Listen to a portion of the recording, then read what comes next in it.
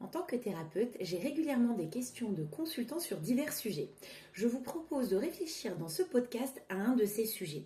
Comment agir sur la procrastination, autrement appelée la flemme de faire? Bienvenue, je m'appelle Sarah, je suis biologiste et thérapeute. Sur cette chaîne, La santé du cerveau, on apprend à mieux comprendre le cerveau pour mieux agir. On va commencer par quelques définitions. La procrastination, d'après le Larousse, est la tendance à ajourner, à remettre systématiquement au lendemain, crastinus en latin, les tâches qui nous sont incombées. En psychologie, on parle d'une tendance volontaire des tâches imposées par soi ou l'autre, sans que cela soit nécessaire. Et surtout, même si les conséquences de ne pas faire ces tâches sont potentiellement délétères, voire même catastrophiques. De nombreuses études ont cherché à explorer cette tendance, notamment l'équipe Motivation, Cerveau et Comportement de l'Institut du Cerveau. Nous avons un Institut du Cerveau, ICM, à l'Université de la Sorbonne. En 2023, donc il n'y a pas si longtemps, l'équipe a conclu que la tendance à procrastiner semble davantage liée à la façon dont le cerveau décompte le coût de l'effort lorsqu'il est envisagé dans le futur.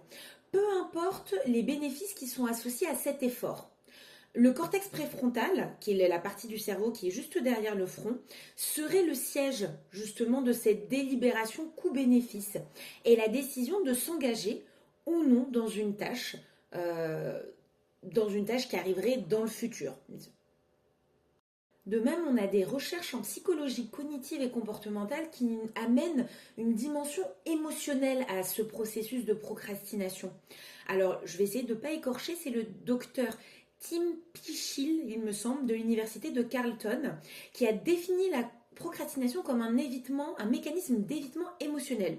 Les tâches que l'on repousserait, selon lui, seraient des tâches qui suscitent des émotions négatives, comme l'anxiété, l'ennui, la frustration ou un sentiment d'incompétence pour certaines tâches. D'ailleurs, c'est quelque chose qu'il observe grâce à l'imagerie cérébrale. Face à une tâche désagréable, le système limbique, qui est la partie du cerveau qui est responsable des émotions, s'active fortement. Et elle entre à ce moment-là en dissonance avec le cortex préfrontal, je vous le rappelle, celui qui est derrière derrière le front, qui est en charge de la planification et de la prise de décision rationnelle. Ce mécanisme n'est pas sans conséquences. On observe une augmentation du stress, une diminution de l'immunité, une détérioration de la qualité de travail, des rapports relationnels et un cercle vicieux psychologique qui s'entretient dans cette procrastination qui peut amener en tout cas une baisse d'estime de soi. Une étude longitudinale de l'université de Sheffield a même établi un lien entre la procrastination habituelle, quotidienne, et une réduction significative du bien-être global sur une période de 10 ans, ce qui est assez important. Donc on parle vraiment d'un mécanisme qui a un impact fort sur notre santé au quotidien. Alors, d'un point de vue thérapeutique, de par mon expérience de thérapeute, la procrastination, selon moi, de mon expérience, n'est pas un motif de consultation en soi, mais quand on m'en parle en consultation, je le prends davantage comme un symptôme qui indique l'état psychique du consultant. Imaginez votre psyché comme une bouteille en verre d'1 litre, avec une graduation tous les 100 millilitres.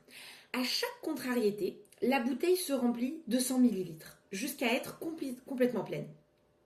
Alors un système psychique qui s'autorégule correctement vide quotidiennement cette bouteille, voire même plusieurs fois dans la journée, pour pouvoir faire face de manière efficace et sereine aux contrariétés du jour. À l'inverse, un système qui n'est pas régulé, qui est dysrégulé, va fonctionner jour après jour avec une bouteille qui a 100, 200 millilitres de battement, voire même aucun millilitre de battement quand on est en période de fort stress. Résultat, à la moindre nouvelle contrariété, même toute petite, l'ampleur est disproportionnée sur la bouteille, car la bouteille déborde. Rappelez-vous les études précédentes concernant le coût-bénéfice dans la procrastination. Une bouteille pleine aura un coût de mise en action bien plus important qu'une bouteille vide. Forcément, quand la bouteille est pleine, le système du cerveau se remet au lendemain en espérant que la bouteille ne se vide que de 100 millilitres au lendemain pour pouvoir avoir l'espace de s'atteler à la tâche. Le lendemain, si ce n'est pas vidé, on repousse encore au jour d'après. Et c'est comme ça que la procrastination s'enclenche et s'entretient. À noter que notre cerveau primaire, le cerveau reptilien, associe le stress au danger. Plus on ressent le stress, plus il va maintenir le système en état de stress. Rappelez-vous, à une époque, le stress était très important pour combattre l'ours ou le tigre qui pouvait ne faire qu'une bouchée de nous. C'était la source principale de stress à une époque. Aujourd'hui, ça ne l'est plus. Il y en a d'autres, mais néanmoins, le cercle vicieux de la procrastination s'entretient tout aussi bien que ce soit un ours, un devoir à rendre, des examens qui arrivent, un boss un peu stressant, des enfants qui sont un peu surchargés, un peu énervés, etc., etc., etc. Alors, je prends le temps de vous expliquer en détail ce processus pour que vous puissiez l'identifier la prochaine fois que vous vous surprendrez en flagrant délit de procrastination. Prendre conscience, voir un schéma psychologique est la première étape dans le processus thérapeutique. Et j'ai presque envie de dire l'étape la plus cruciale. C'est en conscientisant les schémas que vous avez que vous pourrez trouver des solutions adaptées à votre vie, à vos préférences et au taux de remplissage de votre bouteille. Je trouve cette personnalisation et implication essentielle du consultant, surtout si vous êtes accompagné par un thérapeute. On peut en tant que thérapeute vous proposer 1001 outils pour vider votre bouteille.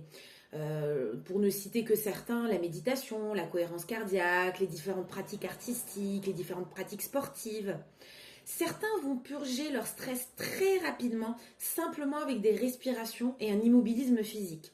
Là où d'autres auront besoin de chanter à tue-tête ou de taper dans un sac de sport pour décharger la bouteille émotionnelle. Ça passe aussi par le soin des traumatismes non résolus, la vidange de cette bouteille. Les schémas psychiques, les peurs, les angoisses peuvent être la conséquence de traumas vécus dans l'enfance, dans l'adolescence. Et là encore, l'approche thérapeutique est à personnaliser. Certains seront plus confortables de passer par la parole, que ce soit en individuel avec un thérapeute ou en groupe avec d'autres personnes qui ont subi les mêmes traumas. D'autres auront besoin de thérapies alternatives comme le MDR ou l'hypnothérapie qui permettent d'aller travailler sur la partie primitive du cerveau et de déprogrammer des schémas consécutifs au trauma qu'on n'arrive pas à déprogrammer simplement par la parole. Et maintenant, à vos cerveaux. J'ai 2 questions de guidance pour une petite session d'écriture durant votre prochaine session de procrastination. La première question. Une fois que vous vous sentez dans cet élan de laisser de côté la tâche que vous avez à faire, demandez-vous, qu'est-ce qui a rempli ma bouteille 100 ml par 100 ml au point de ne plus pouvoir accueillir les tâches à faire? Je répète, qu'est-ce qui a rempli ma bouteille 100 ml par 100 ml au point de ne plus pouvoir accueillir les tâches à faire là maintenant? Deuxième question, qu'est-ce que je peux faire pour vider ma bouteille et éviter ce trop-plein?